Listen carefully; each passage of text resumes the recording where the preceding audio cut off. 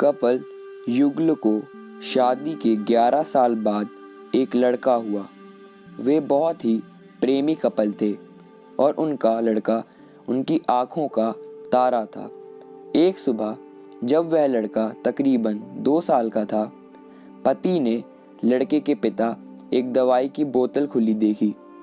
उसे काम पर जाने के लिए देरी हो रही थी, इसलिए उसने अपने पत्नी से उस बोतल को ढक्कन लगाने और अलमारी में रखने कहा। लड़के की मम्मी रसोई घर में तल्लीन थी। वो ये बात पूरी तरह से भूल गई थी। लड़के ने वो बोतल देखी और खेलने के इरादे से उस बोतल की ओर गया। बोतल के कलर ने उसे मोह लिया था, इसलिए उसने उसकी दवाई पूरी पी ली थी। उस दवाई की छोटे बच्चों को छोटी सी मात्रा भी जहरीली हो सकती थी। जब वह लड़का नीचे गिरा, तब उसकी मम्मी उसे जल्द से जल्द दवा खाने ले गई, जहां उसकी मौत हो गई। उसकी मम्मी पूरी तरह से हैरान हो गई थी। वह भयभीत हो गई थी कि कैसे अब वो अपने पति का सामना करेंगी। जब लड़के के परेशान पिता दवाखाने में आए, तो उन्होंने अपने बेटे को मृत पाया और अपनी पत्नी की ओर देखते हुए सिर्फ 4 शब्द कहे। आपको क्या लगता है वो कौन से 4 शब्द होंगे? पति ने सिर्फ इतना ही कहा, आई लव यू डार्लिंग। जहाँ जॉब करते हैं वहाँ या जिन लोगों को हम जानते हैं उस सभी के साथ होता है, और परिस्थिति के आवेश में आकर हम अपने रिश्तों को भूल जाते हैं और एक दूसरे का सहारा बनने की बजाय एक दूसरे पर आरोप लगाते हैं। वो किसी पर भी आरोप नहीं लगा सकता था। उसकी पत्नी ने भी उनका इकलौता बेटा खो दिया था।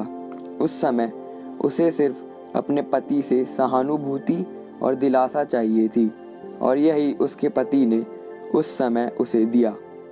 कभी कभी हम इसी में समय व्यर्थ कर देते हैं कि परिस्थिति के लिए कौन जिम्मेदार है या कौन आरोपी है। ये सब हमारे आपसी रिश्ते में होता। कुछ भी हो जाए, हम उस व्यक्ति को कभी भी नहीं भूल सकते जिसे हम प्रेम करते हैं। इसलिए जीवन में जो आसान है उसे प्रेम करो। आपके पास अभी जो है उसे जमा करो और अपनी तकलीफ़ों को विचार कर करके बढ़ाने के बजाय उन्हें भूल जाओ। उन सभी चीज़ों का सामना करो जो आपको अभी मुश्किल लगती है या जिनसे आपको डर लगता है। सामना करने के बाद आप देखोगे कि वो चीज़ उतनी मुश्किल नहीं है जितनी कि आप पहले सोच रहे थे।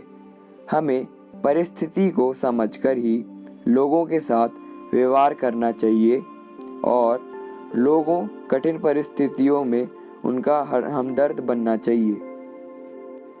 दोस्तों, इस तरह की प्रेरणादायक कहानियाँ सुनकर हमें काफ़ी कुछ सीखने को मिलता है। आपके लिए और अधिक प्रेरणादायक कहानियों का विशाल संग्रह मौजूद है, और भी इस तरह की कहानियाँ आपको पढ़नी है तो नीचे कमेंट्स में ज़रूर बताएं।